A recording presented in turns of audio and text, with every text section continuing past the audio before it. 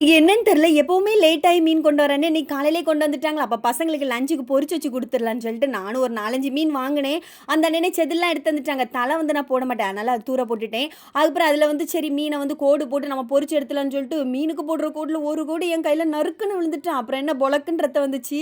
சரி வீரனுக்கு இதெல்லாம் சகஜம்னு சொல்லிட்டு, அப்படியே கையெல்லாம் கழுவிட்டு, மறுபடியும் பைய இருந்து இந்த கோட போட்டுட்டு இருந்தேன். இத மொதலே போட்டிருந்தா இந்த மாரி ஆயிருக்குமா? ஏன்னா எனக்கு காலையிலே வந்து சமைக்கிறதுக்கு வந்து லேட் ஆயிட்டே இருந்துச்சா, அதில வேற இந்த மீனையும் வாங்கிட்டேனா, இன்னும் லேட் ஆயிட்டு. அதனால கொஞ்சம் கடகடன்னு சமைச்சுட்டு இருந்தேன். ஒரு வழியா மசாலாலாம் போட்டு பொரிச்சு எடுத்துட்டேன். சூப்பரா இருந்துச்சு.